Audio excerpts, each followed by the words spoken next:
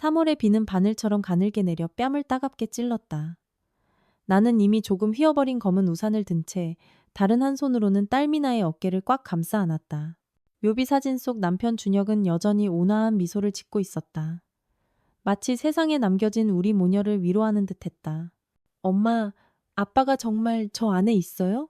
미나가 고개를 들자 빗물이 긴 속눈썹을 적셨다. 나는 몸을 낮춰 아이와 눈을 맞췄다. 아빠는 하늘에서 우리를 보고 계셔. 여긴 우리가 아빠를 그리워할 때 찾아오는 것일 뿐이야. 남편이 세상을 떠난 지 3년째 되는 해였다.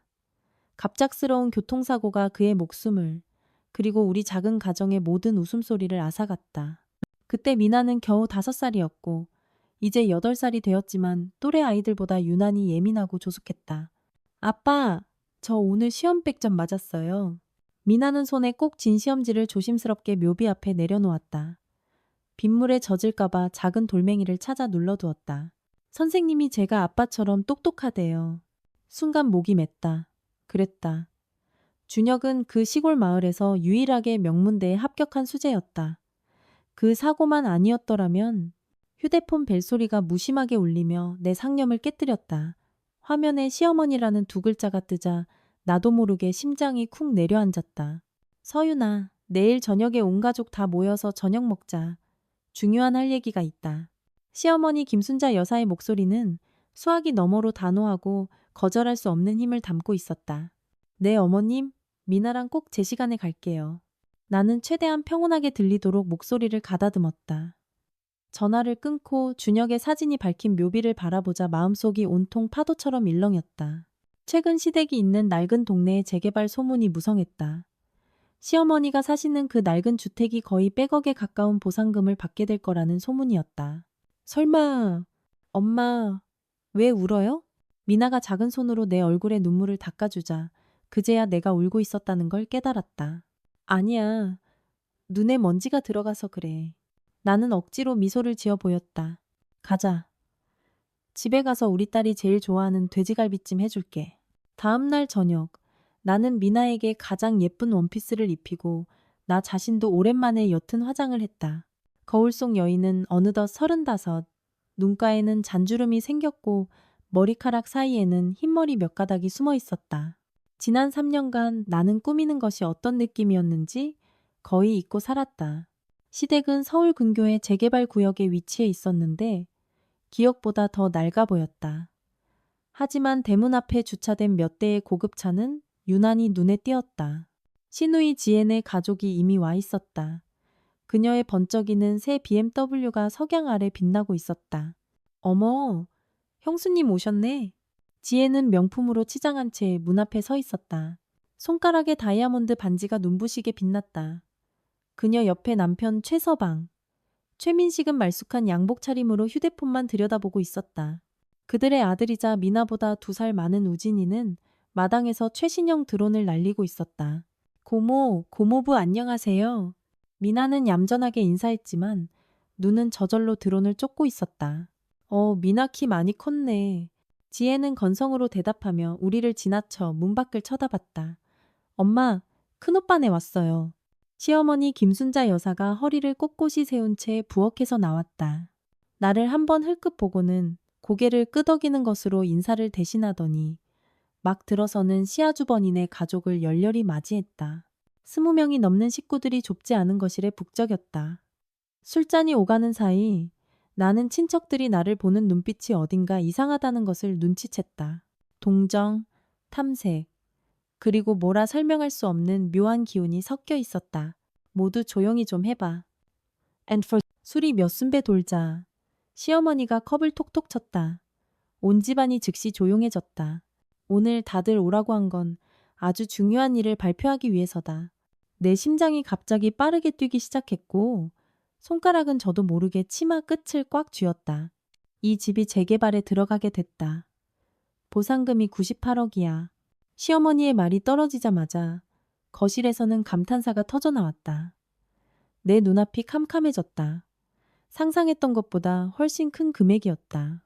이 돈은 전부 지혜네 주기로 결정했다. 시어머니의 다음 말은 내 머리 위로 쏟아지는 얼음물 같았다. 쟤들이 둘째 가지려고 하는데 지금 사는 집이 너무 좁아서 큰 집으로 옮겨야 해. 모든 사람의 시선이 일제히 나에게 쏠렸다. 나는 미나가 불안한 듯 내 손을 꽉 잡는 것을 느꼈다. 어머님 그건 목소리가 목구멍에 걸려 나오지 않았다. 곁눈질로 보니 지혜의 의기양양한 미소와 최서방의 만족스러운 끄덕임이 보였다. 서윤아, 너도 너무 서운하게 생각하지 마라. 시어머니는 나를 향해 말투를 조금 누그러뜨렸다. 너랑 내가 지금 사는 그 작은 빌라도 나긴 했지만 살만은 하잖니. 준혁이도 없는데 너희 모녀 둘이 돈 쓸 일도 별로 없을 테고. 귓가에서 윙윙거리는 소리가 났다. 시어머니가 뒤에 무슨 말을 더 했는지 거의 들리지 않았다. 준혁은 시어머니의 친아들이었다. 우리를 생각하지 않더라도 하나뿐인 친손녀를 위해 조금이라도 남겨줘야 하는 것 아닌가? 형수님, 별 의견 없으시죠? 지혜의 달콤한 목소리가 들려왔다. 어차피 이 집은 원래 엄마 거였잖아요. 엄마가 주고 싶은 사람한테 주는 게 맞죠. 그렇죠? 나는 고개를 들었다. 온 집안 사람들이 내 반응을 기다리고 있었다. 미나는 얼굴을 든 채 큰 눈에 혼란을 가득 담고 있었다. 그 순간 나는 준혁이 생전에 자주 하던 말이 떠올랐다. 가와만사성. 그럼요. 당연히 이해 없어요. 내 목소리는 놀랍도록 평온했고 심지어 미소까지 지어 보였다. 어머님의 결정에는 분명 깊은 뜻이 있겠죠. 저랑 미나는 지금도 충분히 잘 지내고 있어요. 지혜는 분명 당황한 듯했다. 내가 이렇게 쉽게 받아들일 줄은 몰랐던 모양이다.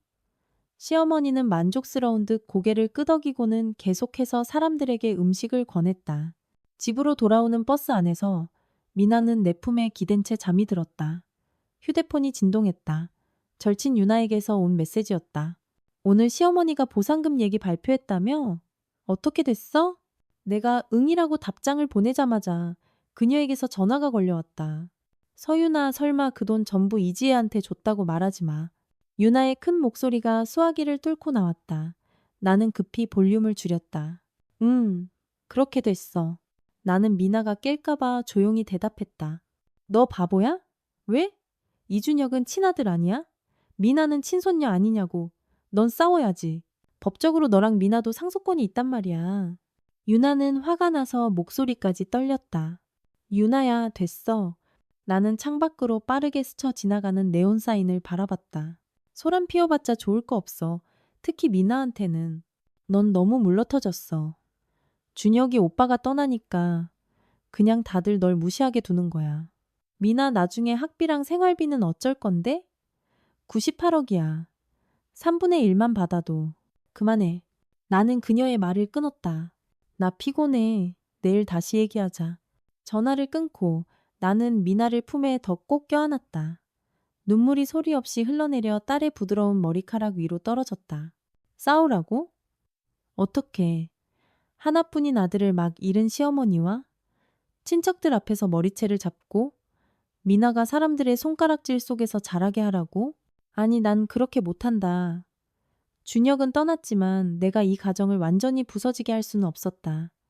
마음이 아무리 괴로워도 나는 미소로 받아들여야 했다. 적어도 겉으로는 그래야 했다. 법무법인 사무실은 조금 쌀쌀했다. 나는 5년째 입고 있는 얇은 외투를 무의식적으로 여몄다. 맞은편의 강 변호사는 준혁의 대학 동기이자 우리 결혼식 때 사회를 봐준 친구였다. 그는 금태 안경을 밀어 올리며 내 앞에 서류 한 부를 조심스럽게 내려놓았다. 서윤 씨, 법적으로만 보면 그 낡은 주택이 시어머님 명의이긴 하지만 준혁 씨가 생전에 여러 번 수리에 참여했고 돈도 꽤 많이 냈어요. 이론적으로 서윤 씨와 아이가 일부 권리를 주장할 수 있습니다. 강 변호사는 목소리를 낮췄다. 특히 준혁 씨가 없는 지금 미나는 직계 비속으로서. 나는 서류 위 빽빽한 법률 용어들을 쳐다봤지만 눈앞에는 시어머니의 주름진 손과 지혜의 거만한 표정만 떠올랐다. 손가락이 무의식적으로 서류 가장자리를 만지작거리며 얕은 주름을 남겼다. 강 변호사님, 만약 제가 분할을 요구하면 이길 확률이 얼마나 될까요? 적어도 40%는 됩니다. 그는 잠시 말을 멈췄다. 하지만 서윤 씨, 잘 생각해야 해요. 일단 법적 절차에 들어가면 시댁과 완전히 등을 돌리는 겁니다. 소송은 아주 길어질 수 있고 그동안 미나가 미나. 그 이름이 바늘처럼 내 마음을 살짝 찔렀다. 지난주 금요일, 아이는 토끼처럼 빨개진 눈으로 하교했다. 왜 그러냐고 물어도 아무 말도 하지 않았다. 밤에 잠자리에 들기 전에야 훌쩍이며 내게 털어놓았다. 반 친구들이 자기를 아빠 없는 가난뱅이라고 놀렸다고. 조금 더 생각해 볼게요. 나는 서류를 뒤로 밀어내며 억지로 미소를 지었다. 고마워요, 강 변호사님. 법무법인을 나서자 봄 햇살이 눈을 아프게 찔렀다. 휴대폰이 진동했다. 주민센터 가사도우미 센터의 박 부녀회장님이었다. 서윤 씨, 내일 오전 9시에 선샤인 아파트 3동 2단지 502호에 청소일 있는데 반나절에 15만 원이야. 갈 수 있어요? 네, 그럼요. 감사합니다, 회장님. 나는 서둘러 대답했다. 준혁이 떠난 후 주민센터의 가사도우미 일은 우리 모녀의 주된 수입원이었다. 다행히 예전에 호텔 객실 관리팀에서 일한 경험이 있어 청소는 내게 어려운 일이 아니었다. 집에 돌아오니 미나는 이미 하고에서 식탁에 엎드려 숙제를 하고 있었다. 식탁 위에는 컵라면 하나가 놓여 있었다. 분명 아이 혼자 끓여 먹은 것이리라. 코끝이 시큰해져 서둘러 부엌으로 들어갔다. 우리 딸, 엄마가 계란 프라이 해줄까? 괜찮아요, 엄마. 배불러요. 미나는 고개도 들지 않았다. 오늘 숙제가 많아서 빨리 해야 해요. 나는 부엌문 앞에 서서 아이의 작은 등을 바라보았다. 8살 아이. 한창 어리광 부릴 나이에 벌써 어른들의 눈치를 살피고 패기치지 않는 법을 배워버렸다. 갑자기 초인종이 울렸다. 현관문 렌즈를 통해 보니 지혜의 화려한 얼굴이 보였다. 그녀의 손에는 명품 로고가 찍힌 쇼핑백 몇 개가 들려 있었다. 형수님, 문 좀 열어봐요. 집에 있는 거 다 알아요. 그녀의 목소리는 문틈으로 새어 들어오며 역겨울 정도로 달콤했다. 나는 심호흡을 하고 문을 열었다. 지혜야. 갑자기 어쩜... 아유, 형수님네 잘 있나 보러 왔죠. 지혜는 10cm는 좋게 되어 보이는 하이힐을 신고 거침없이 들어와 쇼핑백을 소파에 툭 던졌다. 미나한테 주로 좀 샀는데 맞을지 모르겠네. 미나는 소리를 듣고 고개를 돌려 작은 목소리로 고모라고 불렀다. 지혜는 우리 월세 빌라를 위아래로 훑어보며 감출 수 없는 경멸의 눈빛을 보냈다. 60제곱미터, 약 18평도 안 되는 투룸, 가구는 모두 집주인 것이었다. 유일하게 감나가는 텔레비전마저 준혁이 생전에 사준 것이었다. 그녀의 시선은 벽모서리에 벗겨진 벽지에 몇 초간 머물렀고 입꼬리가 살짝 경련했다.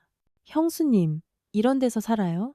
그녀는 과장되게 한숨을 쉬었다. 그러니까 엄마가 그 보상금 전부 우리한테 준 게 맞다니까요. 봐요. 형수님한테 몇 억 줘봤자 이런 동네에서는 제대로 된 집 한 채도 못 하잖아요. 손톱이 손바닥을 파고들었지만 나는 여전히 미소를 지었다. 우린 살기 좋아. 미나 학교랑도 가깝고. 지혜는 제멋대로 소파에 앉아 가방에서 사진 한 뭉치를 꺼냈다. 자, 우리가 새로 산 빌라예요. 3층짜리에 정원이랑 수영장도 있어요. 남편이 인테리어 끝나면 온 가족 초대해서 집들이 한대요. 사진 속 호화로운 저택은 눈부셨다. 거실만 해도 우리 집 전체보다 2배는 넓어 보였다. 미나는 어느새 다가와 눈을 동그랗게 뜨고 있었다. 우와, 정말 예쁘다. 고모, 저도 나중에 놀러 가도 돼요? 지혜는 미나의 머리를 쓰다듬으며 마치 구걸하는 사람에게 동전 던져주듯 미소 지었다. 물론이지. 근데 우진아, 기억해야 해. 들어가서 함부로 뛰어다니거나 만지면 안 돼. 안에 있는 것들 다 엄청 비싼 거니까. 가슴에 큰 돌덩이가 얹힌 것 같았다. 막 입을 열려는데 지혜가 말을 이었다. 맞다, 형수님. 엄마가 와서 전해달래요. 다음 달에 그 낡은 집 철거하니까 안에 있는 물건 중에 갖고 싶은 거 있으면요. 며칠 안에 가서 몇 개 골라오라고요. 그녀는 의미심장하게 나를 쳐다봤다. 대신 값나가는 고가구 같은 건 엄마가 저한테 주기로 약속하셨어요. 값나가는 고가구? 그 낡은 집에 무슨 값비싼 물건이 있단 말인가. 유일하게 고풍스럽다고 할 만한 것은 준혁의 할아버지가 남기신 나전칠기 의자 한 쌍이었다. 준혁은 생전에 그 의자를 무척 아꼈고 나중에 나는 갑자기 무언가 깨닫고 지혜의 눈을 똑바로 쳐다봤다. 그 나전칠기 의자 준혁 씨가 제일 좋아하던 거잖아요. 지혜의 얼굴에 부자연스러운 기색이 스쳤지만 금세 그 거만한 표정으로 돌아왔다. 아유, 사람은 죽었는데 그런 거 남겨서 뭐해요. 그리고 형수님네 이 좁은 집에 두면 어울리지도 않잖아요. 그 순간 나는 소리칠 뻔했다. 준혁 씨가 어떻게 죽었는지 알아? 왜 그날 밤 그 외진 도로에 갑자기 갔던 건데? 왜 최민식의 말은 앞뒤가 안 맞는 건데? 하지만 나는 빌라 사진을 신기하게 넘겨보는 미나의 모습을 보고 모든 질문을 목구멍으로 삼켰다. 형수님, 제가 뭐라 하는 게 아니라 지혜는 몸을 일으켜 있지도 않은 먼지를 털어냈다. 형수님도 이제 본인 앞가림 좀 해요. 젊은 나이에 평생 과부로 살 순 없잖아요. 엄마가 며칠 전에 형수님한테 사람 소개해주겠다고 하시던데. 건설 현장 소장인데 나이가 좀 많고 사별하긴 했지만 돈은 많대요. 지혜야. 나는 마침내 참지 못하고 목소리를 높였다. 준혁 씨 떠난 지 이제 3년이야. 지혜는 입술을 삐죽였다. 마음대로 해요. 어쨌든 저는 말 전했어요. 낡은 집 가서 물건 챙겨오든 말든 형수님 맘대로 하고요. 그녀는 몸을 숙여 가방을 들다가 문득 생각난 듯 말했다. 아, 맞다. 다음 달에 우진이 생일인데 새로 생긴 5성급 호텔에서 파티예요. 미나 데리고 꼭 오세요. 지혜를 보내고 나는 문에 기댄 채 다리가 후들거렸다. 미나가 내 옷자락을 잡아당겼다. 엄마, 기분 안 좋아요? 나는 쭈그려 앉아 아이를 안았다. 아니야, 엄마 그냥 좀 피곤해서 그래. 고모랑 엄마랑 아빠 얘기하는 거 들었어요. 미나의 목소리는 아주 작았다. 엄마, 아빠는 도대체 어떻게 죽은 거예요? 왜 친구들은 다... 내 심장이 쿵 하고 내려앉았다. 친구들이 뭐라고 하는데? 아빠가 나쁜 짓 해서 누가 죽였다고 해요? 미나의 눈에서 눈물이 뚝뚝 떨어졌다. 난 안 믿어요. 아빠는 좋은 사람이란 말이에요. 나는 아이를 품에 꽉 껴안았다. 내 눈물도 멈추지 않고 계속 흘러내렸다. 준혁 씨, 보고 있어요? 당신이 떠난 뒤에 우리 딸이 이런 일을 겪고 있어요. 그날 밤 미나가 잠든 후 나는 준혁이 남긴 낡은 가죽 가방을 꺼냈다. 그 안에는 그의 일기장, 사원증, 그리고 잡다한 메모들이 있었다. 나는 실마리를 찾기 위해 한 장 한 장 넘겨보았다. 갑자기 낡은 잡지책 사이에서 적힌 쪽지 한 장이 떨어졌다. 준혁의 익숙한 필체였다. 최서방 공금 횡령건 증거 확보 완료. 내일 이사회에 보고해야 함. 시어머니 댁 집문서에 문제 있음. 강 변호사와 상담 필요. 쪽지에 적힌 날짜는 바로 준혁이 사고를 당하기 전날이었다. 내 손이 떨리기 시작했다. 준혁의 죽음은 정말 단순한 사고였을까? 최민식과 이지혜는 이 일에 어떤 역할을 한 걸까? 다음 날 아침 나는 미나를 학교에 데려다 준 뒤 곧장 주민센터 가사도우미 센터로 갔다. 박 부녀 회장님은 60대 할머니로 이 동네에서 수십 년간 일하며 거의 모든 사람을 알고 있었다. 회장님, 오늘 이른 시간을 좀 바꿀 수 있을까요? 제가 급한 일이 생겨서요. 박 부녀 회장님은 돋보기 안경을 고쳐 쓰셨다. 무슨 일이 그렇게 급해? 그 집 사모님 엄청 까다로운데 시간 바꾸면 싫어할지도 몰라. 나는 입술을 깨물었다. 시댁에 가서 물건 좀 챙겨보려고요. 지혜가 곧 철거한다고 해서요. 박 부녀회장님의 눈빛이 갑자기 복잡해졌다. 서윤 씨, 내가 오지랖 부리는 건데 그 보상금 문제 정말 그대로 넘어가기로 한 거야? 나는 쓴웃음을 지었다. 그럼 어떡해요. 법정까지 가서 친척들 앞에서 미나가 더 힘들어지게 할 수는 없잖아요. 에휴, 이 사람 참 순에 빠졌어. 박분 여회장님은 고개를 저었다. 근데 말이야, 내가 듣기로는 그냥 듣기만 한 거야. 지혜네가 그 빌라를 전액 현금으로 샀대. 거의 80억을 썼다더라고. 남은 돈은 남편이 무슨 투자에 썼다는데. 내 심장이 쿵 내려앉았다. 무슨 투자요? 그건 나도 잘 모르지. 박 부녀회장님은 목소리를 낮췄다. 근데 요즘 PEP 투자 사기 터져서 투자금 다 날린 사람들 많다는 소문이 돌더라고. 만약 시누이네가 돈을 전부 거기 쏟아부었다면 나는 대답하지 않았지만 마음속에서는 이미 거센 파도가 일고 있었다. 만약 정말 그렇다면 시어머니의 편에는 결국 모든 달걀을 한 바구니에 담은 셈이 아닌가. 가사도우미 센터를 나와 시댁으로 가는 버스에 올랐다. 창밖의 풍경은 빠르게 뒤로 물러났지만 내 생각은 3년 전으로 거슬러 올라갔다. 준혁이 사고를 당한 날, 원래 함께 미나의 생일 선물을 사러 가기로 약속했었다. 집을 나서기 직전 그는 전화를 한 통 받더니 얼굴이 굳어졌다. 누구냐고 묻자 그는 회사 일이라며 급히 처리해야 한다고만 했다. 그것이 우리의 마지막 대화였다. 경찰은 그가 음주운전을 하다가 도로 가드레일을 들이받았다고 했다. 하지만 준혁은 평소에 술을 거의 마시지 않았고 그날은 한 방울도 입에 대지 않았다. 내가 이 일을 제기하자 돌아온 것은 최민식이 제출한 소위 회사 회식 음주 증명뿐이었다. 낡은 시댁은 기억보다 더 허물어져 있었다. 삐걱거리는 대문을 열자 곰팡이 냄새가 코를 찔렀다. 나는 곧장 서재로 향했다. 그 나전 칠기 의자는 역시나 사라지고 없었다. 나는 준혁이 쓰던 방을 뒤지며 쓸만한 것을 찾기 시작했다. 서랍에는 대부분 낡은 사진과 잡동사니 뿐이었다. 무거운 옷장을 옮기고 나서야 그 뒤 벽에 헐거운 벽돌 한 장이 있다는 것을 발견했다. 심장이 빠르게 뛰었다. 나는 조심스럽게 그 벽돌을 꺼냈다. 그 안에는 누런 서류 봉투가 하나 숨겨져 있었다. 열어보니 몇 장의 서류와 메모리 카드 하나가 들어있었다. 서류에는 최민식 공금 횡령에 관한 조사 보고서라는 제목이 선명하게 적혀 있었고 서명란에는 바로 이준혁의 이름이 있었다. 나는 손이 너무 떨려 메모리 카드를 거의 잡을 수조차 없었다. 이 안에는 무엇이 들어있을까? 준혁의 죽음은 정말 단순한 사고였을까? 막 물건들을 챙기려는데 문 밖에서 갑자기 발소리가 들렸다. 형수님, 여기 오실 줄 알았어요. 지혜의 목소리가 등 뒤에서 얼음처럼 차갑게 들려왔다. 나는 재빨리 봉투를 가방에 쑤셔넣고 돌아설 때는 이미 얼굴에 미소를 띠고 있었다. 지혜야, 여긴 어쩐 일이야? 지혜는 명품 정장을 입고 있었고 손가락의 다이아몬드 반지는 어두운 방 안에서도 번쩍였다. 그녀는 내가 뒤적인 서랍을 훑어보며 가짜 미소를 지었다. 엄마가 혹시 도와줄 일 있나 보라고 해서요. 그녀의 시선은 내 불룩한 가방에 잠시 머물렀다가 금세 다른 곳으로 향했다. 뭐 좋은 거라도 찾았어요? 별거 아니야. 그냥 준혁 씨 낡은 사진 몇 장. 나는 아무렇지 않은 척 가방을 툭툭 쳤다.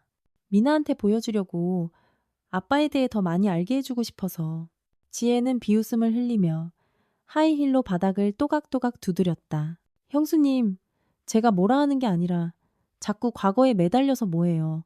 죽은 사람은 다시 살아오지 않는데 형수님이랑 아이도 앞을 봐야죠. 나는 가방끈을 꽉 쥐어 손마디가 하얘졌다. 사람마다 방식이 다른 거니까 미나는 자기 아빠가 어떤 사람이 있는지 알아야 해요. 마음대로 해요. 지혜는 어깨를 으쓱하며 창가로 가 커튼에 먼지를 털었다. 맞다. 엄마 다음 달에 칠순이신데 최서방이 그랜드 임페리얼 호텔에서 크게 잔치 열어드리기로 했어요. 꼭 오셔야 해요. 나는 잠시 멍해졌다. 그랜드 임페리얼이라니. 거긴 비용이. 돈은 문제 없어요. 지혜는 내 말을 끊으며 자랑스럽게 말했다. 엄마가 평생 고생하셨는데 칠순 잔치는 당연히 성대하게 해드려야죠. 제일 큰 연회장 예약했고 한 테이블에 888만 원짜리 코스로요. 방송국 아나운서도 사회자로 섭외했어요. 나는 침묵했다. 그랜드 임페리얼 호텔은 시내에서 가장 호화로운 호텔 중 하나였다. 한 테이블에 888만 원이면 시댁 친척 규모로는 적어도 10테이블은 넘을 터였다. 다른 비용까지 합치면 그 잔치에만 억 단위가 넘게 들어갈 것이었다. 왜요, 형수님? 너무 사치스럽다고 생각하세요? 지혜는 나를 곁눈질로 쳐다봤다. 엄마가 그 보상금 전부 우리한테 주셨으니까 우리가 당연히 효도해야죠. 나는 심호흡을 했다. 어머님이 기쁘시면 됐죠? 제가 뭐 도와드릴 일 있을까요? 됐어요. 지혜는 손을 저었다. 형수님은 미나 데리고 제 시간에 오기만 하면 돼요. 아, 맞다. 그녀는 가방에서 금박을 입힌 초대장을 꺼내 내게 건넸다. 이건 형수님이랑 미나 주려고 특별히 만든 거예요. 근데 연애는 6시에 시작하는데 두 사람은 7시쯤 오면 돼요. 앞에는 다 높으신 분들이랑 귀빈들이라 형수님은 아는 사람도 없잖아요. 얼굴이 확 달아올랐다. 이건 명백히 우리 모녀는 상석에 앉을 자격도 그 귀빈들과 함께할 자격도 없다는 말이었다. 알았어. 나는 초대장을 받아들며 굴욕감을 억지로 참았다. 어머님께 고맙다고 전해줘. 지혜는 다시 방을 한 바퀴 둘러보더니 갑자기 물었다. 형수님, 정말 사진만 가져간 거 맞아요? 다른 건 못 봤고요? 내 심장이 쿵하고 내려앉았다. 다른 게 뭐가 있겠어. 아니에요. 지혜는 웃었다. 그냥 엄마가 준혁이 오빠가 예전에 쓰던 업무 서류 같은 게 남아있을 수 있다고 같이 챙겨오라고 하셔서요. 아시잖아요. 사람도 없는데 그런 거 남겨둬서 뭐 하겠어요? 무슨 서류 같은 건 못 봤어. 나는 평온하게 대답했다. 아마 벌써 버렸겠지. 지혜는 분명 믿지 않는 눈치였지만 더 이상 묻지는 않았다. 떠나기 전 그녀는 갑자기 돌아서며 말했다. 맞다, 형수님. 미나 서광초등학교 다니죠? 응, 왜? 아니에요. 그냥 우진이가 학교에서 봤다고 해서요. 지혜는 의미심장하게 웃었다. 애들이란 게 가끔 말 함부로 할 때 있잖아요. 혹시라도 해서는 안 될 말 했더라도 너무 마음에 담아두지 마세요. 온몸이 차갑게 식었다. 미나가 학교에서 괴롭힘을 당한 배우에 이런 이유가 있었던 것이다. 집에 돌아와 나는 즉시 문을 잠그고 그 봉투를 꺼내 자세히 살펴보았다. 조사 보고서에는 최민식이 어떻게 직위를 이용해 3년간 회사 자금 약 20억 원을 횡령했는지 상세히 기록되어 있었다. 그리고 그 메모리 카드. 컴퓨터에 꽂아보니 녹음 파일 하나가 있었다. 준혁의 목소리가 스피커에서 선명하고 단호하게 흘러나왔다.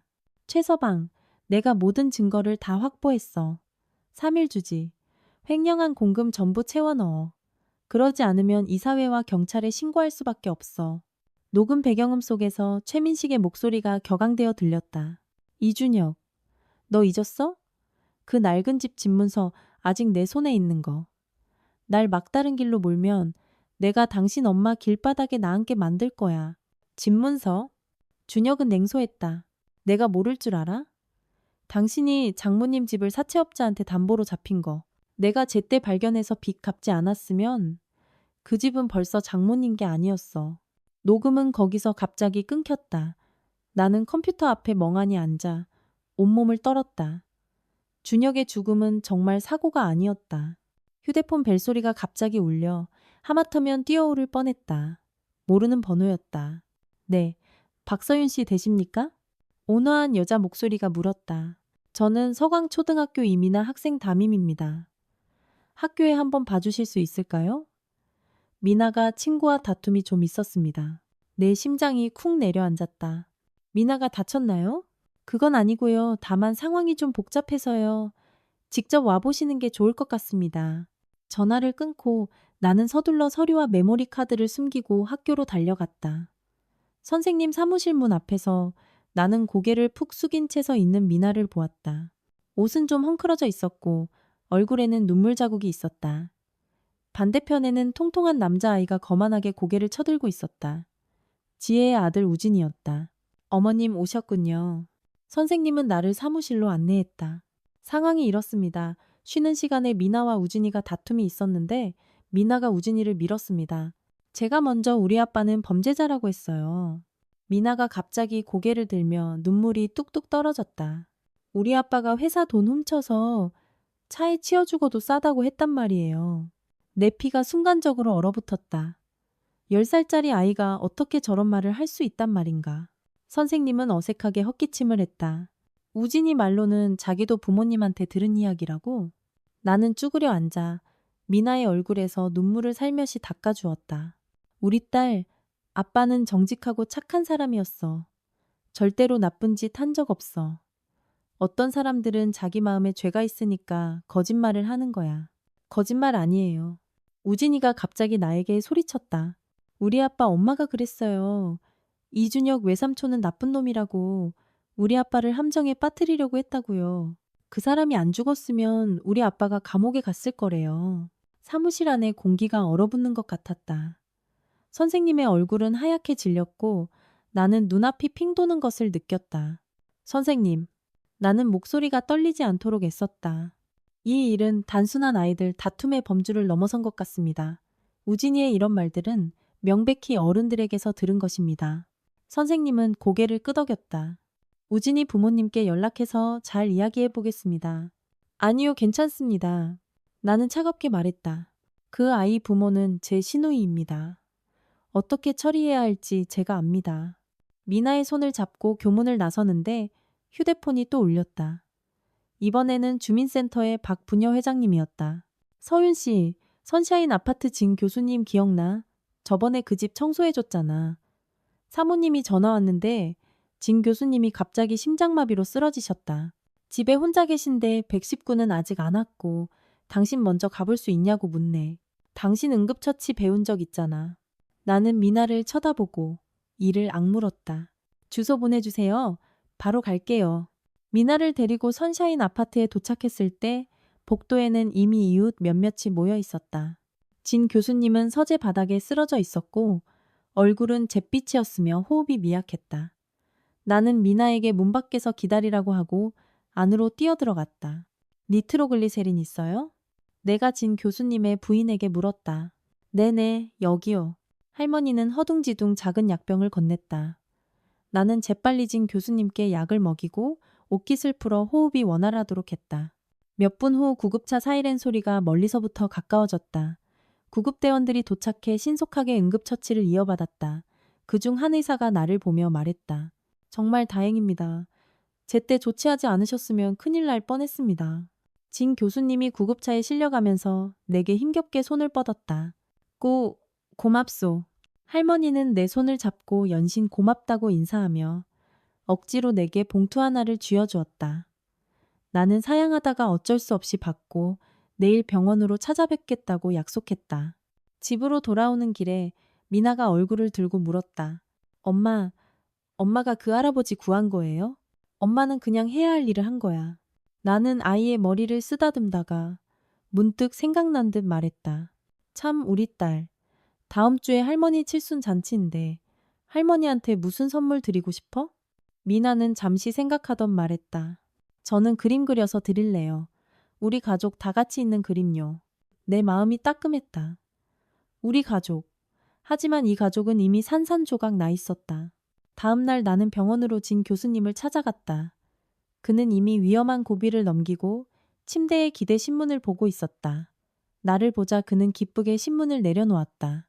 박 선생, 어서 와요. 어제는 정말 고마웠고. 나는 웃으며 과일을 침대 옆 탁자에 놓았다. 교수님, 천만에요. 지금은 좀 어떠세요? 훨씬 좋아졌소. 그는 돋보기 안경을 벗고 나를 자세히 뜯어보았다. 박부녀 회장한테 들었는데 남편이 세상을 떠나고 혼자 아이를 키운다고. 나는 고개를 끄덕이며 이 주제에 대해 길게 이야기하고 싶지 않았다. 하지만 진 교수님은 한숨을 쉬었다. 참 힘들겠구려. 지금은 무슨 일을 하시오? 수입은 괜찮고? 주민센터에서 가사도우미 일을 해요. 수입은 겨우 생활할 정도고요. 나는 억지로 웃었다. 진 교수님은 잠시 침묵하더니 말했다. 내가 은퇴하기 전에는 경제학과 교수였소. 제자들도 꽤 많이 키웠지. 지금은 은퇴했지만 아직 인맥이 좀 남아있소. 그는 잠시 말을 멈췄다. 혹시 관심이 있다면 내가 재테크 지식을 좀 가르쳐 주거나 안정적인 일자리를 소개해 줄 수도 있소. 나는 멍해졌다. 준혁이 떠난 후 누군가 먼저 나서서 도와주겠다고 한 것은 처음이었다. 감동과 함께 나는 조금 망설여졌다. 그렇게까지 폐를 끼칠 수는 없어요. 폐는 무슨 내 목숨을 구해줬는데. 진 교수님은 웃었다. 그리고 내 손주 녀석도 미나랑 비슷한 나이라 당신 모녀를 보면 내 손주 생각이 나서 그렇소. 이야기를 나누는 동안 휴대폰이 울렸다. 지혜였다. 형수님, 엄마 칠순잔치 다음 주로 미뤄졌어요. 최서방이 아주 중요한 분을 모시기로 했는데 원래 날짜랑 겹쳐서요. 그녀의 말투는 거절할 여지가 없었다.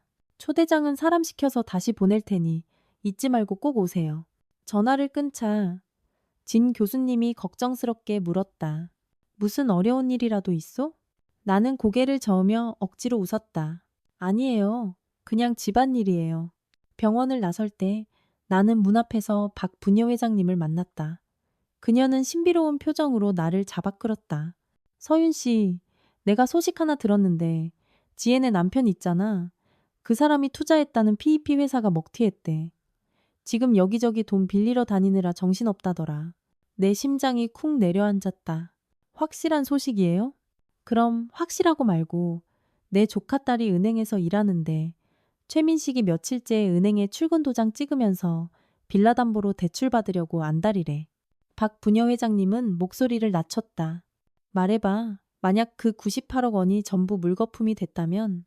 나는 대답하지 않았지만 마음속에서는 이미 거센 파도가 일고 있었다. 만약 정말 그렇다면 시어머니의 칠순 잔치는 과연 지혜의 말처럼 성대하게 치러질 수 있을까? 그리고 더 불안한 것은 만약 최민식이 정말 막다른 길에 몰린다면 그가 시어머니에게 해를 끼치지는 않을까 하는 점이었다. 결국 시어머니는 이제 정말 아무것도 가진 것이 없었으니까. 그랜드 임페리얼 호텔의 골든홀은 휘황찬란했다. 크리스털 샹들리에가 반사하는 빛이 눈을 아프게 찔렀다.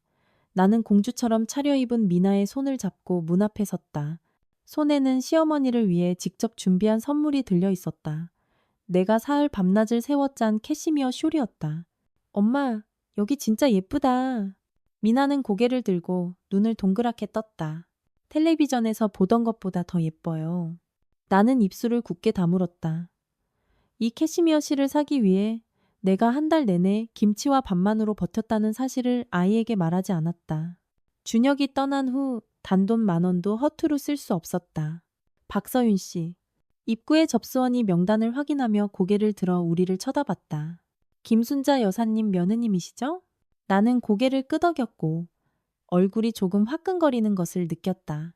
접수원의 시선은 내 수수한 원피스와 미나의 눈에 띄게 작아진 구두에 몇 초간 머물렀다. 자리는 C구역 23번 테이블입니다. 그는 내게 좌석 카드 2장을 건네며 냉담하게 말했다. 연애는 6시 30분에 정식으로 시작되니 먼저 휴게실에서 기다리시면 됩니다. C구역 가장 구석진 자리. 나는 쓴웃음을 지으며 좌석 카드를 받아들고 미나를 데리고 안으로 들어갔다. 연회장에는 이미 많은 사람들이 와 있었다. 화려한 옷차림의 사람들이 술잔을 부딪히며 담소를 나누고 있었다. 중앙 무대의 거대한 LED 스크린에는 시어머니의 사진과 복여동의 수비남산, 부르동아의 소비난산 이라는 축수 문구가 번갈아 재생되고 있었다. 형수님, 이쪽이에요? 지혜의 목소리가 멀리서 들려왔다. 그녀는 선명한 붉은색 치파오를 입고 있었고 목에 걸린 진주 목걸이는 알 하나하나가 엄지손가락만 한 크기였다. 불빛 아래 부드러운 광택을 뿜어내고 있었다. 나는 미나를 데리고 다가갔다. 지혜 주변에는 보석으로 치장한 귀부인들이 둘러싸고 있었고 최민식은 조금 떨어진 곳에서 양복 차림의 남자들과 웃으며 이야기하고 있었다. 어머, 이분이 준혁 씨 부인이구나. 파마머리를 한 중년 여인이 나를 위아래로 훑어보았다. 듣자 하니 준혁 씨 떠나고 아주 검소하게 산다던데. 주변에서 몇 번의 가벼운 웃음소리가 들려왔다. 손톱이 손바닥을 파고들었지만 나는 여전히 미소를 지었다. 네, 먹고 살만은 해요. 미나야, 어서 고모들한테 인사해야지. 나는 딸을 살짝 밀었다. 미나는 작은 목소리로 인사했지만 지혜는 건성으로 대답하고는 곧장 그 귀부인들에게 말했다. 애가 아빠 닮아서 좀 내성적이에요. 우리 우진이처럼 활발하지가 않아서. 가슴이 답답해져 미나를 데리고 자리를 뜨려는데 갑자기 시어머니가 한 무리의 사람들에게 둘러싸여 귀빈실에서 나오는 것이 보였다. 그녀는 새로운 자주색 치파오를 입고 머리는 한 올에 흐트러짐 없이 손질되어 있었다. 얼굴의 주름은 정교한 화장 아래 그다지 눈에 띄지 않았다. 어머님, 나는 인파를 비집고 다가가 선물을 건넸다. 만수무강하세요. 저와 미나가 드리는 작은 성이에요. 시어머니는 선물을 받아들고는 쳐다보지도 않은 채 뒤에 있던 비서에게 넘겼다. 저기 선물 쌓아두는데 놔둬. 그녀의 시선은 나를 지나쳐 멀리 있는 최민식에게 향했다. 얼굴에는 금세 웃음이 가득 찼다. 최서방, 이 국장님은 오셨나? 나는 그 자리에 얼어붙었다. 모든 사람의 시선이 바늘처럼 내 등에 꽂히는 것 같았다. 미나는 내 손을 꽉 잡고 작은 목소리로 물었다. 엄마, 할머니가 우리 선물 싫어해요? 할머니가 너무 바쁘셔서 그래. 우리 딸. 나는 코끝이 시큰해지는 것을 억지로 참고 아이를 데리고 우리 자리로 향했다. 연애가 시작되자 사회자는 감정이 풍부한 목소리로 시어머니의 영광스러운 일생을 이야기했다. LED 스크린에는 정성껏 제작된 영상이 재생되었다. 나는 놀랍게도 준혁에 관한 부분은 단 몇 초짜리 가족사진 한 장뿐이라는 것을 발견했다. 반면 지엔의 가족은 무려 5분이라는 시간을 차지했다. 다음으로 김순자 여사님의 따님 이지혜 씨와 사위 최민식 씨를 무대로 모시고 축사를 듣겠습니다. 우레와 같은 박수 속에서 지혜는 최민식의 팔짱을 끼고 우아하게 무대로 걸어나갔다. 최민식은 말쑥한 양복 차림에 얼굴이 환했지만 박 부녀회장님이 말했던 여기저기 돈 빌리러 다니는 궁색함은 전혀 찾아볼 수 없었다. 먼저 바쁘신 와중에도 제 어머니의 칠순 잔치에 참석해 주신 모든 친지, 친구 여러분께 감사드립니다. 지혜의 목소리가 마이크를 통해 연회장 전체에 울려 퍼졌다. 딸로서 제 가장 큰 소원은 어머니께서 편안한 노후를 보내시는 것입니다.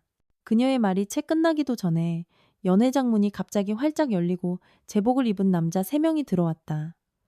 선두에 선 남자가 큰 소리로 물었다. 어느 분이 최민식 씨입니까? 온 연회장이 순간 조용해졌다. 최민식의 얼굴이 새하얗게 질렸다. 마이크가 그의 손에서 미끄러져 떨어지며 날카로운 윙소리를 냈다. 접니다만 무슨? 저희는 법원 집행관실 소속입니다. 그 남자는 신분증을 내보였다. 귀하 명의의 모든 재산에 대해 동결 신청이 접수되었습니다. 조사에 협조해 주시기 바랍니다. 연회장은 순식간에 아수라장이 되었다. 시어머니가 벌떡 일어나자 의자가 바닥에 긁히며 날카로운 소리를 냈다. 이게 무슨 일이야? 최서방, 이게 대체... 최민식의 이마에는 콩알만한 땀방울이 맺혔다.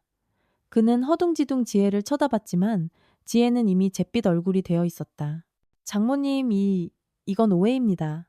최민식이 더듬거리며 말했다. 제가 투자한 몇몇 프로젝트에 자금 문제가 좀 생겨서... 자금 문제? 집행관은 냉소했다. 신청인이 제공한 증거에 따르면 귀하는 불법 자금 모집 혐의를 받고 있으며 관련 금액이 200억 원을 초과합니다. 지금 저희와 함께 가서 조사를 받아주셔야겠습니다. 온 연회장이 술렁였다. 시어머니의 몸이 휘청거리더니 갑자기 가슴을 움켜쥐고 얼굴이 새하얗게 변했다. 엄마!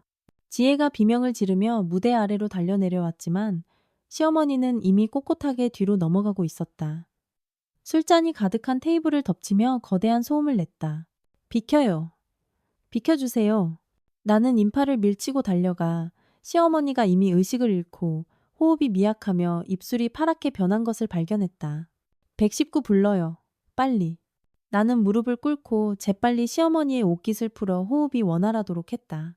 고개를 들었을 때 나는 지혜와 최민식이 그 자리에 서서 변화무쌍한 표정을 짓고 있는 것을 보았다.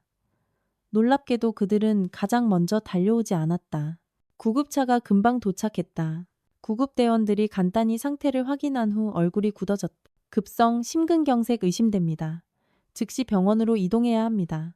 제가 같이 갈게요. 나는 망설임 없이 말했다. 그리고 지혜를 돌아봤다. 지혜야, 나는 여기 상황을 처리해야 해. 지혜는 입술을 깨물며 눈빛을 피했다. 형수님, 먼저 엄마 모시고 병원에 가요? 나는 뒤따라 갈게. 나는 그녀의 표정을 보고 갑자기 무언가 깨달았다. 그녀는 저울질하고 있었다.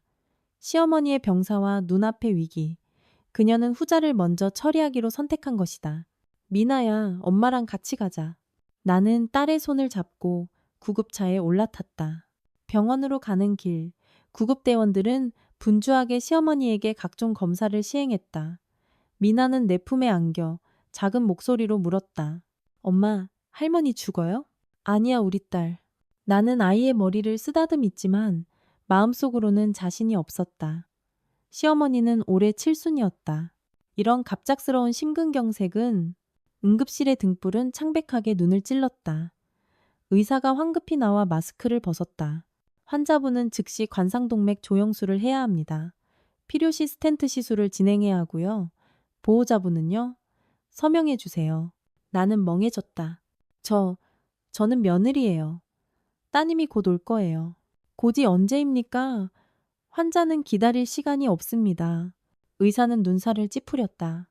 따님과 연락이라도 해보시죠. 나는 서둘러 지혜에게 전화를 걸었다. 한참 신호가 간 뒤에야 연결되었다. 지혜야, 어머님 당장 수술하셔야 한대. 의사 선생님이 보호자 서명을 받아야 한다는데. 나 지금 못 가. 지혜의 목소리는 아주 낮았다.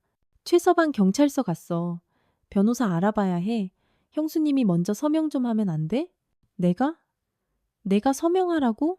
나는 충격받아 되물었다. 이렇게 큰일을? 아유, 그냥 서명하는 거잖아요. 의사 선생님이 하라는 대로 치료하면 되죠. 왜? 지혜는 짜증스럽게 말했다. 나중에 갈게요. 전화가 끊겼다. 의사가 나를 쳐다봤다. 어떻게 하시겠습니까? 나는 심호흡을 했다. 제가 서명할게요. 비용은 얼마나 드나요? 우선 보증금 500만 원 내시고 나머지는 수술 상황 봤어요. 500만 원. 내 수중에 있는 모든 돈을 합쳐도 0만 원이 조금 넘었다. 그건 미나 학비로 남겨둔 돈이었다. 선생님, 내 목소리가 떨렸다. 제가 지금 그렇게 큰 돈이 없는데 우선 200만 원이라도 내고 나머지는 알겠습니다. 빨리 처리해 주세요. 환자가 기다리고 있습니다. 나는 떨리는 손으로 카드를 긁었다. POS 단말기에 거래 성공이라고 뜨는 것을 보며 마음이 텅 비었다. 이 돈을 정말 돌려받을 수 있을까? 서명을 할 때 내 손은 펜을 거의 잡을 수 없을 정도로 떨렸다. 미나는 옆에서 작게 흐느끼고 있었다. 나는 간호사에게 아이를 잠시 봐달라고 부탁하고 수술실 바뀐 의자에 앉아 안절부절 못했다. 3시간 후 수술실의 등이 마침내 꺼졌다. 집도이가 지친 얼굴로 나왔다. 수술은 비교적 순조로워 있습니다. 스텐트 2개를 삽입했습니다.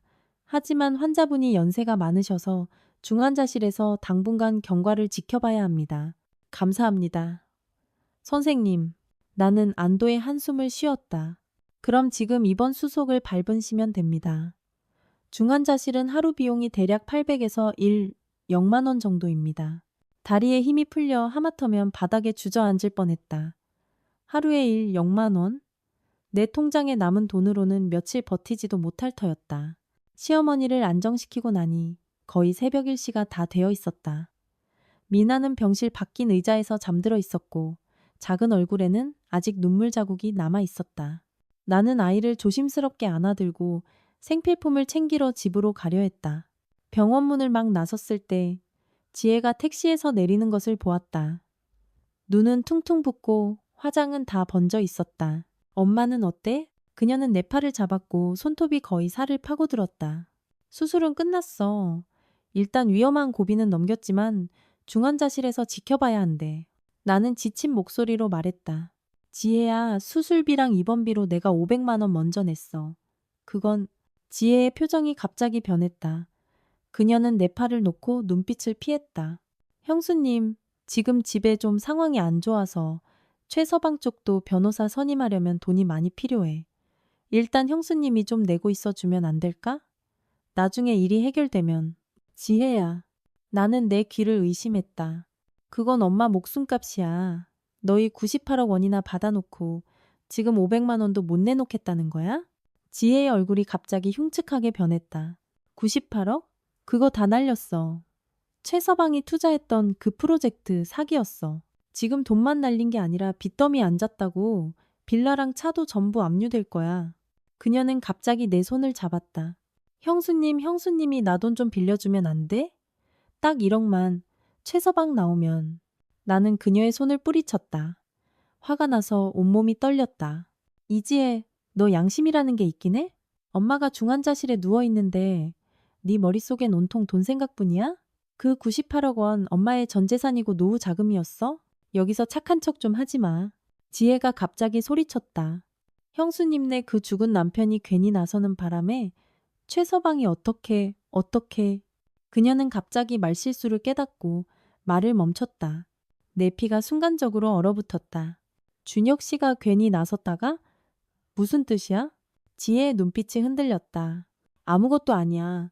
내가 그냥 해본 소리야. 그녀는 돌아서서 병원 안으로 걸어 들어갔다. 엄마 보러 갈 거야. 나는 그 자리에 서서 온몸이 차갑게 식었다. 지혜의 말과 준혁이 남긴 증거들. 끔찍한 추측이 내 머릿속을 스쳤다. 하지만 지금 가장 중요한 것은 시어머니의 병세였다. 나는 한숨을 쉬고 잠든 미나를 안고 버스 정류장으로 향했다. 다음 날 아침 나는 챙겨온 생필품을 들고 병원으로 돌아왔다. 중환자실 문 앞에 막 다다랐을 때 안에서 다투는 소리가 들려왔다. 엄마 지금 무슨 시치미를 떼는 거예요. 그 나전칠기 의자, 그거 엄청 비싼 거잖아요. 어디다 뒀어요? 지혜의 날카롭고 귀에 거슬리는 목소리였다. 지혜야, 네가 어떡해. 시어머니의 힘없는 목소리가 끊어졌다. 나는 문을 열고 들어갔다. 지혜가 시어머니의 병상에 몸을 숙인 채 험악한 표정을 짓고 있었다. 내가 들어오는 것을 보자 그녀는 즉시 몸을 일으켜 웃는 얼굴로 바뀌었다. 어머, 형수님 오셨네. 엄마한테 걱정 말고 푹 쉬시라고 돈 걱정은 하지 말라고 말씀드리고 있었어요. 나는 그녀를 차갑게 쳐다봤다. 그래? 방금 나전칠기 의자 얘기하는 것 같던데. 지혜의 미소가 얼굴에 굳었다. 잘못 들으셨겠죠. 그녀는 가방을 들었다. 저 급한 일이 있어서 먼저 가볼게요. 엄마는 형수님이 좀 잘 돌봐주세요. 그녀가 황급히 떠난 후 시어머니는 힘없이 눈을 감았다. 한 방울의 눈물이 눈가에서 흘러내렸다. 어머님 흥분하지 마세요. 나는 그녀의 눈물을 살며시 닦아주었다. 의사 선생님이 안정을 취하여야 한다고 했어요. 시어머니가 갑자기 내 손을 잡았다. 목소리가 쉬어 있었다. 서윤아, 돈 다 없어졌어. 걔들이 날 속였어. 내 심장이 쿵 내려앉았다. 어머님, 그런 생각 마시고 일단 몸부터 추스르세요. 네가 몰라서 그래. 시어머니의 호흡이 가빠졌다. 그 돈 준혁이 몫이었어. 내가 준혁이한테 면목이 없어. 갑자기 모니터에서 날카로운 경보음이 울렸다. 혈압 수치가 급격히 치솟았다. 나는 급히 호출벨을 눌러쓰고 한 무리의 의료진이 달려들어왔다. 보호자분, 밖으로 나가 계세요. 환자분 혈압이 너무 높습니다. 나는 중환자실에서 쫓겨났다. 유리창 너머로 의사와 간호사들이 시어머니 주위에서 분주하게 움직이는 모습이 보였다.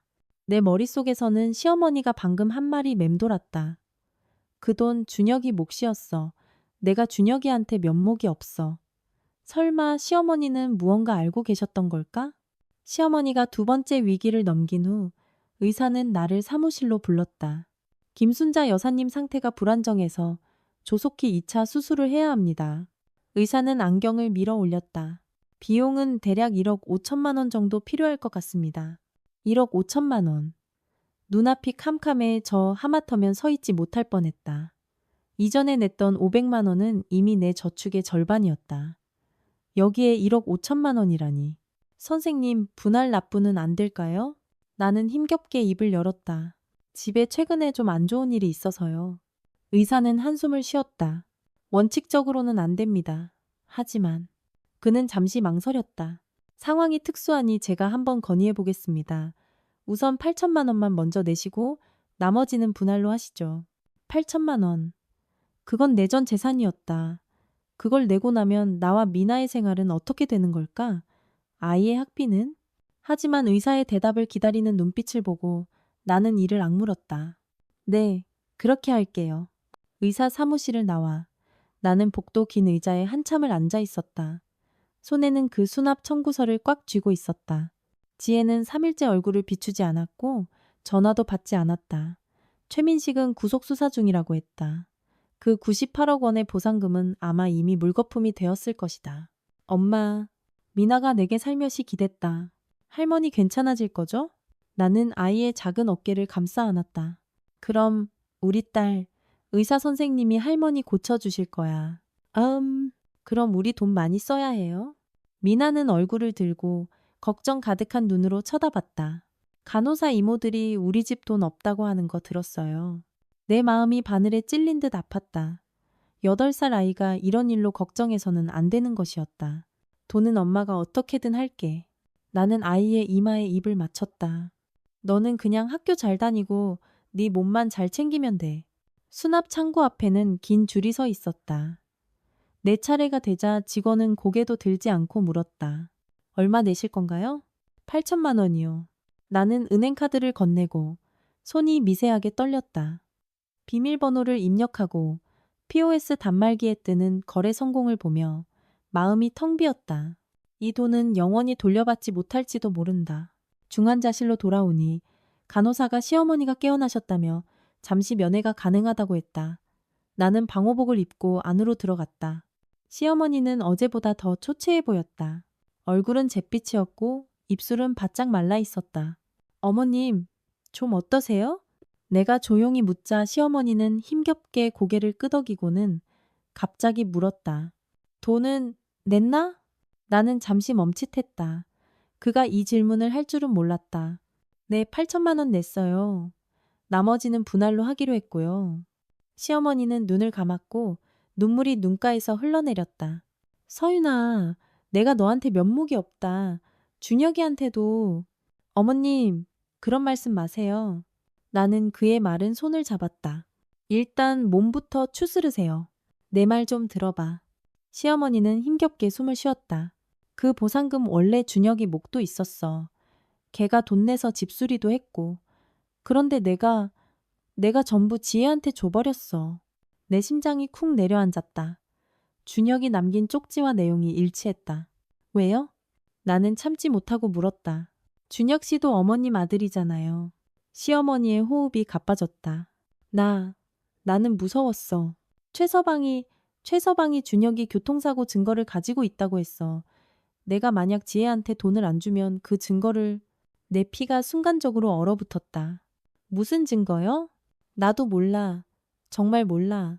시어머니는 고통스럽게 고개를 저었다. 준혁이 죽음이 사고가 아니라고, 자기가 꾸민 일이라고 암시했어. 나는 무서워서. 모니터에서 다시 경보음이 울렸다. 간호사가 급히 와서 나를 나가게 했다.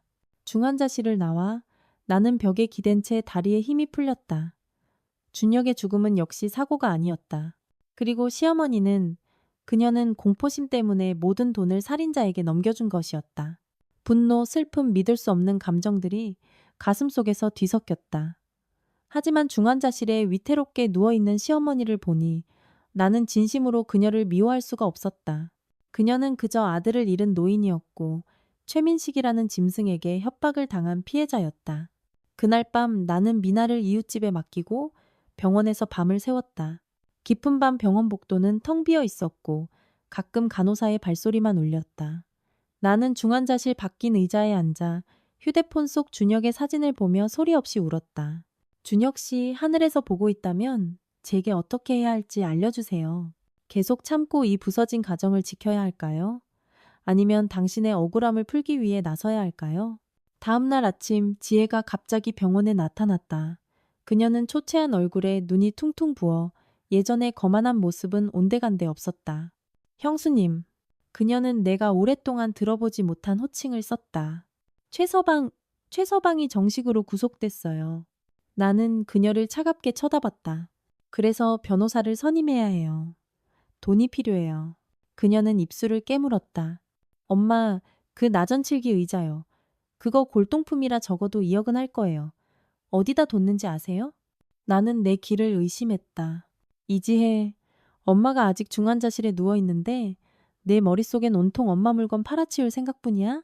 형수님이 뭘 알아요? 지혜가 갑자기 소리쳤다. 최서방이 징역 살면 나랑 우진이는 어떻게 살아요? 그 98억 원, 그 인간이 다 날려버렸다고요. 우린 지금 살 곳도 없어요. 그건 너희가 자초한 일이야. 나는 더 이상 참을 수 없었다. 너랑 최민식이 짜고 엄마 노후 자금 다 빼돌려놓고 이제 와서 마지막 남은 것까지 긁어가려는 거야? 지혜의 얼굴이 흉측하게 변했다. 박서윤, 여기서 고상한 척하지 마. 형수님네 그 죽은 남편이 괜히 나서는 바람에 괜히 나섰다가 나는 그녀에게 다가섰다. 최민식이 공금 횡령한 사실을 알아내서 그래서 너희가. 지혜는 갑자기 말실수를 깨닫고 얼굴이 새하얗게 질렸다. 나는 무슨 말인지 몰라요. 그녀는 돌아서서 도망치려 했다. 나는 그녀의 손목을 낚아챈다. 이지혜, 잘 들어. 나는 이미 준혁 씨의 죽음이 사고가 아니란 걸 알아. 너랑 최민식은 반드시 대가를 치르게 될 거야. 지혜는 내 손을 거칠게 뿌리치며 눈에 공포심을 드러냈다. 너 미쳤어. 그녀는 비틀거리며 도망쳤다. 그녀의 황급한 뒷모습을 보며 나는 이제 행동에 나설 때가 왔음을 알았다. 시어머니의 상태가 안정되어 중환자실에서 일반 병실로 옮겼다. 나는 매일 병원, 집, 학교를 오가며 지쳐갔지만 마음은 점점 더 굳건해졌다. 진 교수님은 내 사정을 알고는 선뜻 급한 돈을 빌려주셨고 형사사건 전문 변호사까지 소개해 주셨다. 나는 준혁이 남긴 증거를 변호사에게 넘겼다.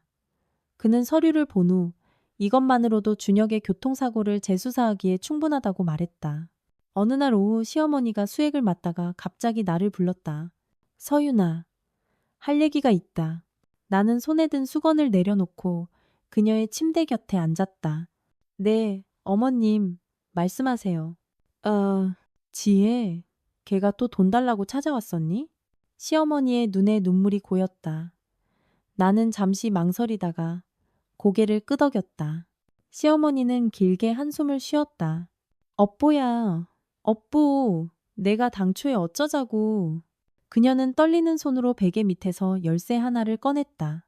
이거 내 은행 대여금고 열쇠다. 안에 물건이 좀 있는데 네가 가져가. 나는 열쇠를 받아들고 의아한 표정으로 그녀를 쳐다봤다. 준혁의 유품 몇 가지랑 시어머니의 목소리는 거의 들리지 않을 정도로 작았다. 그 나전칠기 의자 감정서가 있어. 값은 좀 쳐줄 테니 네가 가져다 팔아. 엄마가 너희한테 보상하는 거라고 생각해. 내 눈에서 갑자기 눈물이 왈칵 쏟아졌다. 어머님, 저는 돈은 필요 없어요. 저는 그냥 진실을 알고 싶어요. 시어머니의 눈물이 마침내 터져나왔다. 준혁의 죽음은 내 탓이야. 내가 그때 그렇게 편애하지만 않았어도 내가 나서서 최서방을 고발했어야 했는데. 나는 그녀의 손을 꽉 잡고 그녀가 계속 말하기를 기다렸다. 준혁이가 사고 나기 전날 날 찾아왔었다. 시어머니는 흐느끼며 말했다. 최서방이 공금을 횡령했고 심지어 우리 집 집문서를 훔쳐서 담보로 잡혔다고 했어. 자기는 고발하러 갈 거라고. 내가 제발 가지 말라고 빌었어. 최서방이 보복할까봐 무서워서. 내 심장이 격렬하게 뛰었다. 그래서요? 다음날 준혁이가 그렇게 됐어. 시어머니는 말을 잇지 못했다. 나중에 최서방이 집에 찾아와서는 내가 만약 입을 함부로 놀리면 준혁이 사고의 진실을 음주운전 자살로 꾸며서 준혁이가 죽어서도 편히 눈 감지 못하게 할 거라고 했어. 나는 무서워서. 나는 떨고 있는 시어머니를 안았다. 마음속은 분노와 슬픔으로 가득 찼다. 진실은 이렇게 추하고 잔인했다. 어머님, 이 말씀을 경찰에게도 해주실 수 있으세요? 내가 조용히 묻자 시어머니는 오랫동안 침묵하다가 마침내 알아들을 수 없을 만큼 작게 고개를 끄덕였다. 내가 변호사와 연락을 준비하던 그때 지혜가 다시 한번 병실로 쳐들어왔다. 이번에는 시어머니 침대 앞에 바로 무릎을 꿇었다. 엄마, 제발 최서방 좀 살려주세요. 그녀는 백꽃처럼 하얗게 질린 얼굴로 울부짖었다. 엄마가 법정의 증인으로 서서 준혁 오빠 죽음이 정말 사고였다고 그 증거들은 다 조작된 거라고 말해주기만 하면 최서방 나올 수 있어요. 나는 그녀의 파렴치한 연극에 충격을 받아 입을 열려는데 시어머니가 먼저 입을 열었다. 지혜야. 시어머니의 목소리는 힘없었지만 단호했다. 엄마는 더 이상 거짓말할 수 없다. 엄마. 지혜가 비명을 질렀다. 엄마는 사위가 감옥 가는 걸, 외손자가 아비 없이 자라는 걸 그냥 눈뜨고 보기겠다는 거예요? 그럼 내 아들은? 예. 시어머니가 갑자기 목소리를 높였다. 내 준혁이는 그냥 죽어도 되는 거였니? 지혜는 멍해졌다. 분명 늘 자신을 편애하던 시어머니가 이렇게 반박할 줄은 몰랐던 모양이다. 나는 시어머니 침대 앞을 막아섰다. 그러지 않으면 당장 경찰에 신고할 거야. 지혜의 눈빛이 원망으로 가득 찼다. 너희들 후회하게 될 거야. 그녀는 문을 박차고 나갔다. 그날 밤 시어머니는 내 손을 잡고 말했다. 서윤아, 엄마 퇴원해서 너희 집에서 며칠 지내고 싶다. 괜찮겠니? 나는 멍해졌다. 우리 집 그 초라한 투룸이 어떻게 병원 시설과 비교될 수 있겠는가. 하지만 시어머니의 간절한 눈빛을 보고 나는 고개를 끄덕였다. 의사 선생님께 여쭤볼게요. 의사는 상태를 평가한 후 시어머니의 병세가 안정되어 퇴원 후 요양이 가능하지만 정기적인 검진이 필요하다고 했다. 그래서 3일 후 나는 시어머니를 모시고 우리 작은 집으로 돌아왔다. 할머니, 미나는 기쁘게 달려와 조심스럽게 시어머니를 안았다. 할머니 방, 제가 정리해줬어요. 시어머니는 미나가 준비해준 작은 방을 보았다. 사실 거실 한쪽을 커튼으로 가린 공간이었지만 깨끗하게 정돈되어 있었고 침대 위에는 손으로 만든 인형 몇 개가 놓여 있었다. 시어머니의 눈시울이 금세 붉어졌다. 착한 내 새끼. 할머니 마음에 든다. 아주 마음에 들어. 그날 밤 나는 한밤중에 화장실에 가려고 일어났다가 시어머니 침대 곁에 희미한 불빛이 켜져 있는 것을 발견했다. 커튼 틈으로 나는 그녀가 준혁의 사진을 품에 안고 소리 없이 울고 있는 것을 보았다. 내 눈에서 또 눈물이 흘러내렸다. 그 순간 나는 마침내 가련 천하부모심, 가련 텐샤 부모심이라는 말의 의미를 깨달았다. 시어머니의 편애, 그녀의 나약함, 그녀의 후회. 그것은 모두 한 어머니가 감당할 수 없는 고통이었다. 다음 날 아침, 시어머니는 갑자기 내게 말했다. 서윤아, 엄마가 그 나전 칠기 의자 좀 보고 싶다. 나는 그제야 시어머니가 준 열쇠가 생각났다. 은행에 가서 대여금고 속 물건을 꺼낸 후 나는 의자 감정서 외에 편지 한 통과 USB 하나가 더 있다는 것을 발견했다. 편지는 준혁이 쓴 것이었다. 어머니, 만약 이 편지를 보신다면 저는 이미 세상에 없다는 뜻이겠지요. 부디 자책하지 마세요. 제 선택은 어머니와 무관합니다. 나전 칠기 의자는 서윤이와 미나에게 남깁니다. 감정서는 대여금고에 있습니다. USB에는 최민식의 공금 횡령 증거 전체와 그가 저를 협박한 녹음 파일이 들어 있습니다. 사랑합니다, 어머니. 그리고 부디 서윤이와 미나를 잘 부탁드립니다. 나는 손이 너무 떨려 편지를 거의 잡을 수 없었다. 준혁은 이미 자신이 불의의 사고를 당할 수도 있음을 예감했던 것이다. 집에 돌아와 나는 편지를 시어머니께 보여드렸다. 그녀는 거의 기절할 듯이 울며 내 아들아, 엄마가 미안하다는 말만 되풀이했다. 바로 그때 초인종이 울렸다. 현관문 렌즈를 통해 보니 지혜와 최민식이 문 밖에 서 있었다. 놀랍게도 그는 보석으로 풀려난 상태였다. 박서윤, 문 열어. 엄마 여기 있는 거 다 알아. 지혜는 문을 세게 두드렸다. 나는 시어머니께 돌아섰다. 어머님, 나오지 마세요. 제가 상대할게요. 문을 열자 최민식은 나를 밀치고 안으로 들어왔다. 얼굴은 굳어 있었다. 장모님은? 우리가 모시고 갈 거야. 여기가 어머님 집이에요. 나는 그의 앞을 막아섰다. 나가주세요. 웃기지 마. 최민식은 냉소했다. 내까짓게 사는 이런 계집이? 장모님 어디 계셔? 그는 큰 소리로 외쳤다. 장모님, 사위가 모시러 왔습니다. 시어머니의 떨리는 목소리가 안방에서 들려왔다. 최서방, 네가 무슨 낯으로 날 찾아와. 최민식의 얼굴이 잠시 변했다가 이내 다시 웃음을 지었다. 장모님, 무슨 말씀을 그렇게 하세요. 제가 장모님 사위 아닙니까? 당장 나가. 어우.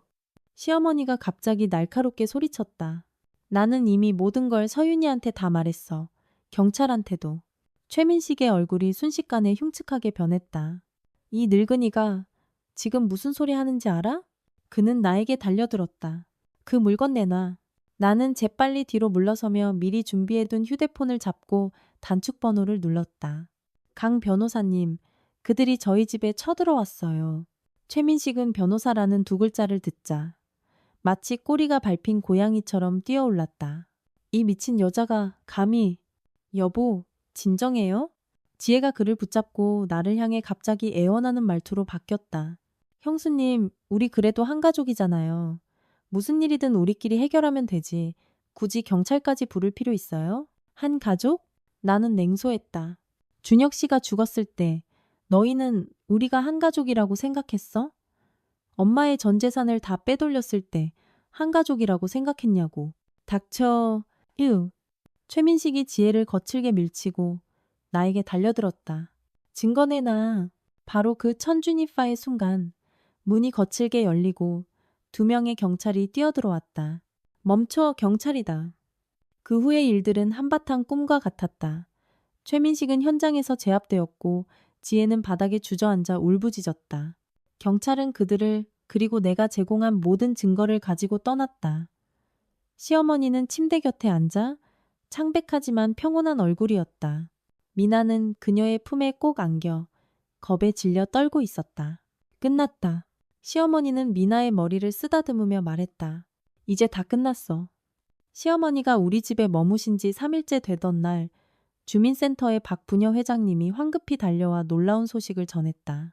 최민식과 이지혜가 공금 횡령, 사기, 그리고 살인 교사 혐의로 정식 기소되었다는 것이었다. 듣자 하니 최민식이 다 불었다더라. 박부녀 회장님은 비밀스럽게 목소리를 낮췄다. 준혁 씨 그 교통사고 정말 그놈이 꾸민 짓이었대. 준혁 씨 차에 손을 댔다는 거야. 내 손에 들린 그릇이 하마터면 바닥에 떨어질 뻔했다. 이미 짐작은 했지만 진실이 밝혀지자 숨쉬기조차 힘들었다. 그럼 지혜는요? 지혜도 알았대요? 내가 떨리는 목소리로 묻자 박 부녀회장님은 고개를 저었다. 그건 확실치 않아. 근데 듣기로는 그 98억 원, 최민식이 투자 같은 건 하지도 않았고 대부분 도박이랑 내연녀한테 썼다더라. 나는 쓴웃음을 지었다.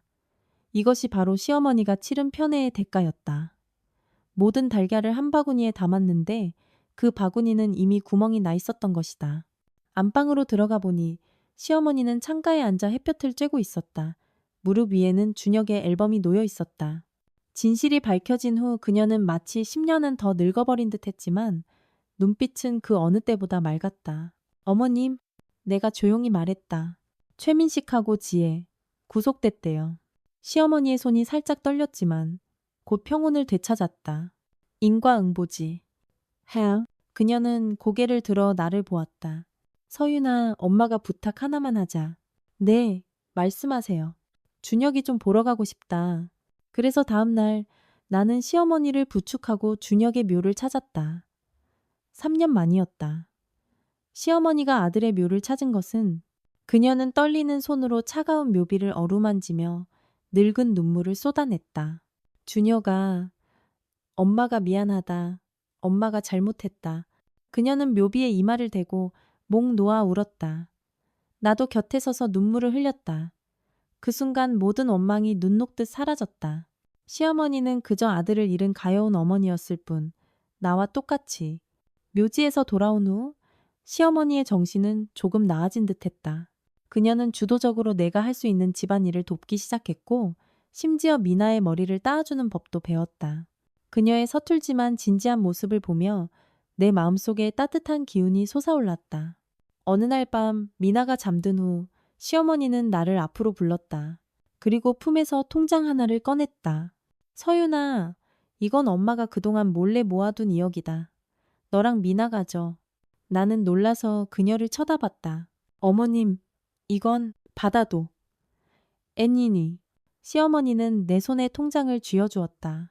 엄마도 부족한 거 알아. 그 98억 원 다 내가 망쳐버렸으니.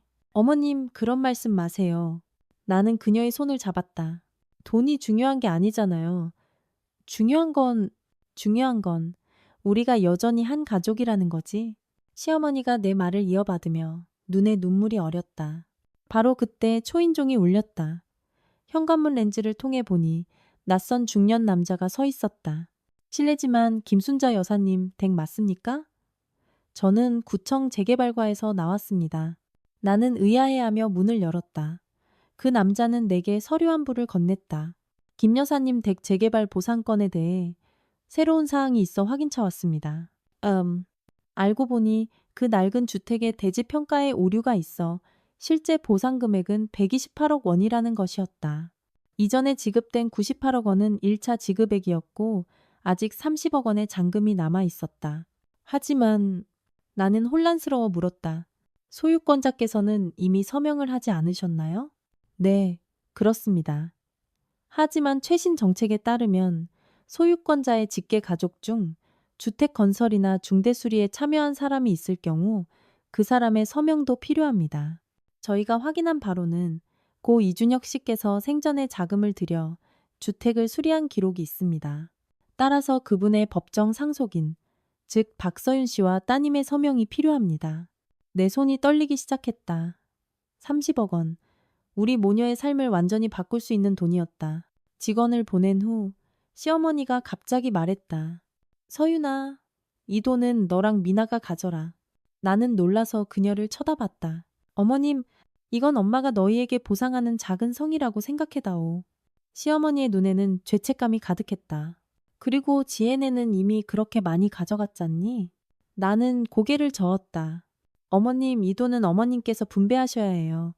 다만 나는 잠시 망설였다. 제 생각에는 우선 지혜에게는 알리지 않는 게 좋을 것 같아요. 시어머니는 한숨을 쉬었다. 지혜는 지금도 구치소에 있어. 최서방이 모든 걸 걔한테 떠넘겼다더구나. 걔가 주모자였다고. 내 마음이 무겁게 가라앉았다. 지혜가 내게 아무리 모질게 굴었어도 그런 결말을 듣자니 한편으로는 서글펐다. 다음 날 나는 구치소로 지혜를 보러 갔다. 그녀는 거의 알아볼 수 없을 정도로 초췌했다. 눈은 퉁퉁 붓고 머리는 헝클어져 있었다. 뭐하러 왔어? 내 꼴 비웃으러? 그녀의 목소리는 쉬어 있었지만 여전히 가시가 돋쳐 있었다. 나는 가져온 갈아입을 옷과 생필품을 건넸다. 필요한 것 좀 가져왔어. 지혜는 멍해졌다. 분명 내가 이렇게 할 줄은 몰랐던 모양이다. 그녀는 기계적으로 봉투를 받아들었고 손가락이 미세하게 떨렸다. 최민식이 모든 책임을 너한테 떠넘겼대. 나는 단도직입적으로 말했다. 좋은 변호사를 선임해야 할 거야. 지혜의 눈에서 갑자기 눈물이 쏟아져 나왔다. 왜? 왜 나한테 잘해주는 거야? 내가 형수님한테, 미나한테 어떻게 했는데? 나는 잠시 침묵했다. 준혁 씨가 살아있었다면 그 사람도 이렇게 했을 거야. 너희는 어쨌든 남매니까. 지혜는 무너지듯 울며 끊어질 듯한 목소리로 참회했다. 나는 최서방이 오빠를 해칠 줄은 몰랐어. 정말 몰랐어. 나는 그냥 엄마가 늘 오빠만 편애하는 게 질투났을 뿐이야. 나는 아무 말 없이 그저 그녀에게 휴지한 곽을 건넸다. 떠나기 전 지혜가 갑자기 나를 불렀다. 형수님, 엄마는 괜찮으세요? 우리 집에서 지내며 몸도 조금씩 회복하고 계시고. 나는 잠시 말을 멈췄다. 엄마가 전해달래. 너 나오면 집에 한번 들으라고. 지혜는 더 심하게 울었다. 구치소를 나서자 햇살이 눈을 아프게 찔렀다. 휴대폰이 울렸다. 진 교수님이었다. 박 선생, 저번에 말했던 그 가사 도우미 회사 건 생각해봤소? 내 제자 하나가 투자하겠다고 하는데? 나는 미소 지으며 푸른 하늘을 쳐다봤다. 교수님, 저 더 좋은 생각이 있어요. 3개월 후 나는 시어머니의 전폭적인 지지 아래 그 30억 원의 일부로 작은 가사 도우미 회사를 차렸다. 한부모 여성들을 전문적으로 교육하고 고용하는 회사였다. 나머지 돈은 미나의 교육 자금과 시어머니의 노후 자금으로 저축했다. 지혜는 최종적으로 징역 3년에 집행유예를 선고받았다. 출소 후 그녀는 우진이를 데리고 시어머니와 함께 살기 시작했다. 물론 우리가 조금 더 큰 집으로 이사한 후의 일이었다. 그녀는 말이 없어졌지만 적어도 더 이상 모질게 굴지는 않았다. 최민식은 공금횡령, 사기, 과실치사 등의 혐의로 징역 15년을 선고받았다. 그 98억 원은 이미 흔적도 없이 사라진 후였다. 1년 후 시어머니의 팔순 잔칫날. 우리는 호화로운 호텔에 가지 않고 집에서 조촐한 잔치상을 차렸다. 미나는 새로운 가족 사진을 그렸다. 나, 시어머니, 그리고 지혜. 세 사람이 햇살 아래 정원에서 손을 잡고 서 있는 그림이었다. 서윤아. 시어머니는 내 손을 잡고 눈에 눈물을 글썽였다. 고맙다. 엄마한테 진짜 가족이 뭔지 깨닫게 해줘서. 나는 그녀의 주름진 손을 꽉 마주 잡으며 아무 말도 하지 않았다. 나는 알고 있었다. 하늘에 있는 준혁도 분명 미소 지으며 이 모습을 보고 있을 것이라는 것을.